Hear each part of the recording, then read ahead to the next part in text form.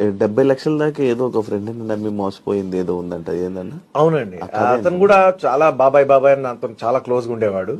నేను ఏ ప్రాపర్టీ చూసినా కూడా అది వద్దు బాగాలేదు, ఇది వద్దు బాగాలేదు, అది అని ఆఖరికి వాళ్ళ నాన్నను కూడా తీసుకొచ్చి చూపిస్తే వాళ్ళ నాన్న కూడా ఇది బాగాలేదు అది బాగాలేదు అని చెప్పేసి ఈరోజు ఆ ప్రాపర్టీస్ నేను ఎంత తక్కువ అమౌంట్ లో నాకు అప్పుడు దొరికిందంటే అంత తక్కువ అమౌంట్ లో దొరికింది. దాన్ని వద్దని చెప్పేసి వదిలేపించి అన్ని అట్లనే వదిలేపిస్తే ఈ రోజు అవి ఒక్కొక్కటి 50 కోట్లు 100 కోట్లు అట్లాంటి ప్రాపర్టీస్ అవి. ఈవెన్ మణికొండలోనే 2 acres 11 lakhs కే ఇస్తామన్నారు. మణికొండలో 2 acres 11 lakhs కి ఇస్తామన్నారు. దాంట్లో ఇప్పుడు విల్లాలు కట్టినారు, పెద్ద పెద్ద అపార్ట్మెంట్స్ కట్టినారు. ఒక పక్కకంతా అపార్ట్మెంట్స్, ఒక పక్కంతా విల్లాస్. అందులో ఒక 20 విల్లాలు వచ్చినా కూడా నా వంతుకి ఆ 2 acres కి 20 విల్లాలు వచ్చినా కూడా ఒక్కొక్క విల్లా 15 కోట్లు. చూడండి, పోనీ 10 విల్లాలు వచ్చినా 100 కోట్లు.